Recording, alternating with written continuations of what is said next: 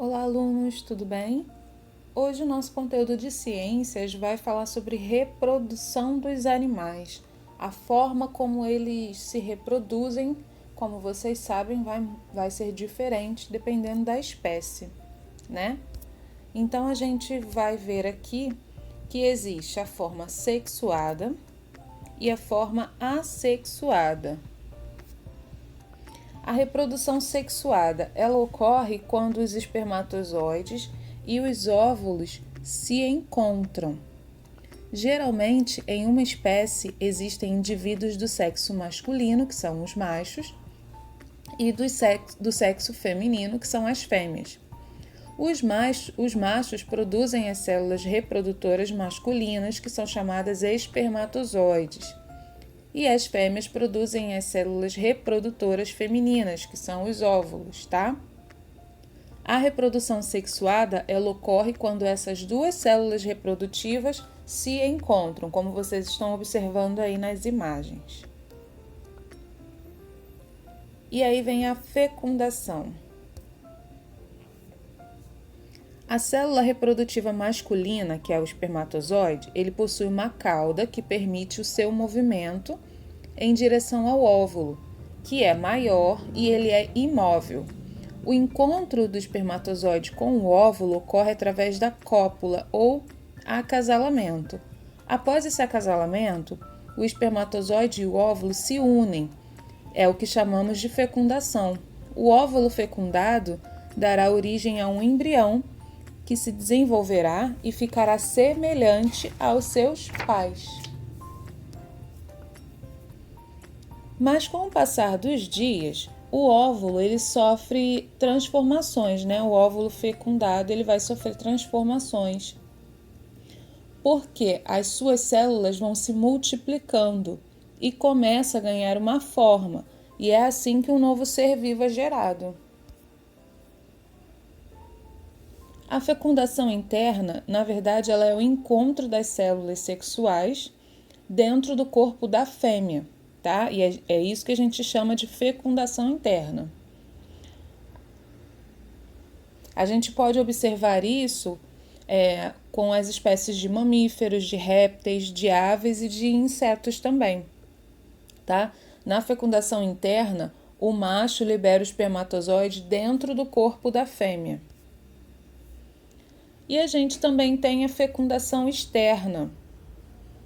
Quando a fecundação ocorre fora do corpo da fêmea, é chamada de fecundação externa. Geralmente ocorre em animais que se reproduzem no meio aquático e resulta em uma liberação simultânea em grande quantidade de células reprodutivas do macho e da fêmea.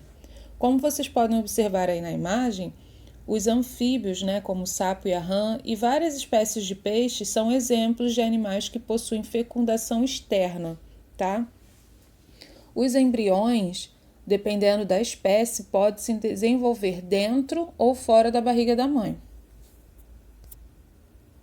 Agora a gente vai falar sobre os vivíparos. Os vivíparos, eles são os animais que se desenvolvem dentro da barriga da mãe, tá? Essas espécies, né, é a mãe que supre todas as necessidades de desenvolvimento do filhote. Essa forma de desenvolvimento existe na maioria dos mamíferos e em alguns peixes, répteis e insetos. A gente agora vai falar sobre os ovíparos. Os ovíparos, eles são os que se desenvolvem fora do corpo da mãe. Eles recebem essa denominação porque o seu desenvolvimento ocorre dentro de um ovo, do qual o embrião retira todos os nutrientes de que precisa para se desenvolver. Os nomes são parecidos, mas a gente precisa ter atenção para não confundir. A gente tem agora os ovovíporos. Durante a gestação das espécies ovíparas, é necessário manter a temperatura ideal para o desenvolvimento do filhote. Por isso, alguns animais chegam a sentar sobre os ovos, mantendo eles aquecidos, tá? É uma informação sobre os vivíparos que eu não havia dado antes. Agora sim a gente vai falar sobre os ovovíparos. Existem ainda animais que se desenvolvem em um ovo dentro do corpo da mãe até o seu nascimento. Algumas espécies de serpentes, tubarões e invertebrados são ovovíparos, tá? Então, o que acontece? Qual é a diferença dessa espécie para os ovíparos? Porque eles, mesmo dentro de ovos, eles ainda ficam dentro do corpo da mãe, tá?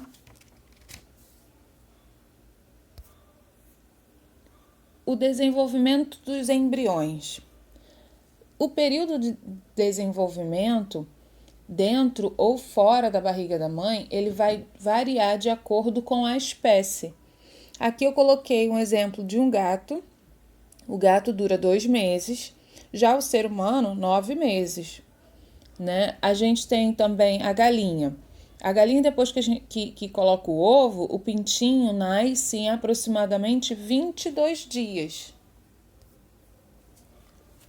Bom, até agora a gente conversou sobre a reprodução sexuada, certo? Machos e fêmeas. Agora a gente vai falar sobre a reprodução assexuada, tá? E aqui como exemplo, a gente tem a estrela do mar. O que é a reprodução assexuada? Ela não ocorre com a junção de células reprodutivas.